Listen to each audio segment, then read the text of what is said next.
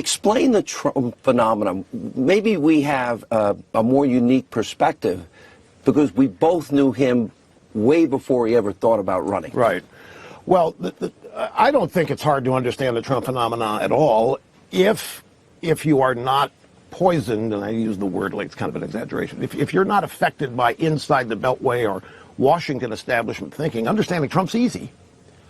It's elite versus real people. It's somebody that is fearless and willing to fight against the things that no Republican has been willing to fight against or defend.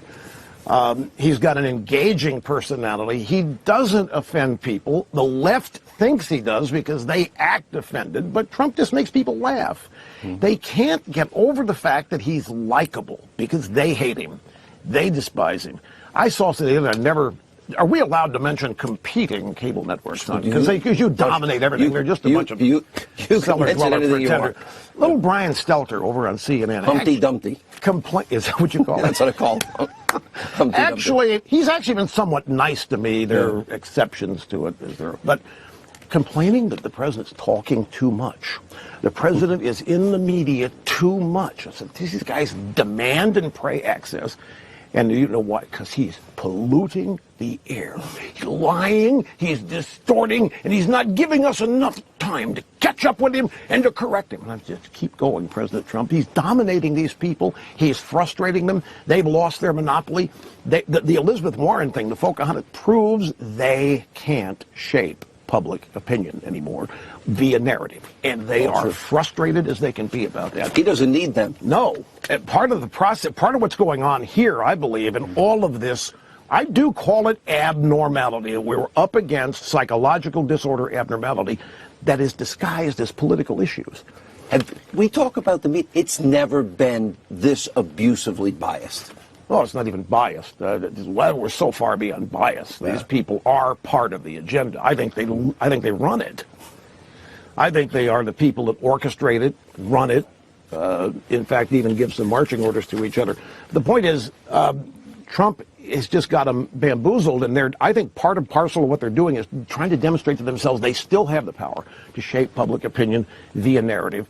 And it's causing all these people left to get even more and more and more extreme. And I'm just relying on the fact that average, ordinary Americans, like you and I are as repulsed as you and I are by this behavior that they are engaging in, the demands they are making on decent, God-fearing, America-loving people. We are not the problem. And yet we are portrayed as the problem. We're the enemy to these people. It's really scary.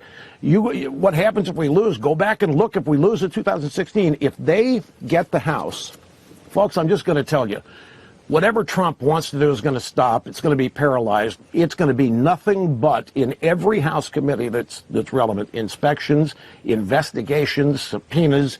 They're going to go back and try to get Kavanaugh thrown out. It's going to be nothing but 2 years of get even with Trump for having the audacity to win.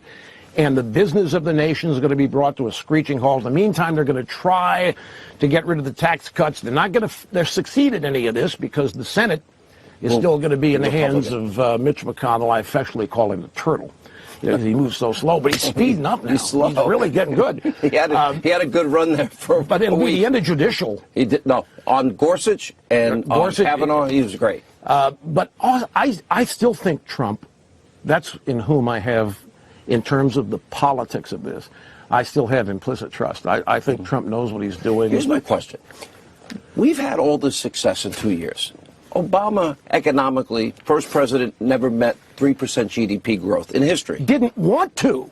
Well, this is the key. Didn't want. America doesn't deserve that. Yeah. America's so oppressive, so mean to minorities. So America doesn't deserve superpower status. This is why I wanted Obama to fail.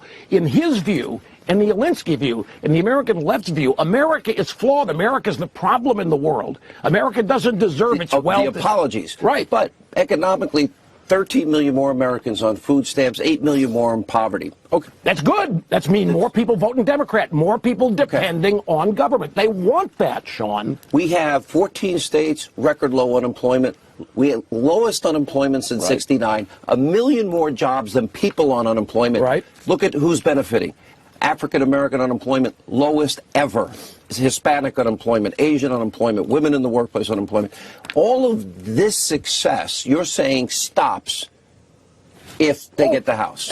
Let me ask you a simple question. Why? You heard him just go through these statistics, the facts of the economic advancement. We've got more jobs than there are job openings. 1 million. We've got 1 million more jobs than there are openings. That hasn't happened since 2017. Who was president then? Wasn't Obama. The things you just heard Sean go through, the Democrats are angry at all of it. Why aren't they happy? Folks, we are in a roaring economy. More people than ever can get the job they want. They're getting raises. They're being bonused. We have people free to start their own businesses.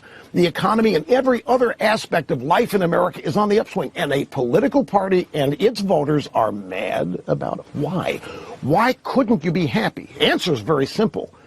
If it happens as a result of individual aptitude and application instead of government making it happen, they're going to oppose it. This is the greatest threat, economic activity, economic growth, self-sufficiency, self-reliance, people learning that the old rules of working hard and applying yourself pay off. Biggest threat to the American left and the Democrat Party that there could be. Let me ask you this. Why aren't they happy about this? I mean, everybody ought to be... Because they lose their power. Well, of course. Here's what I want to question ask. answers itself.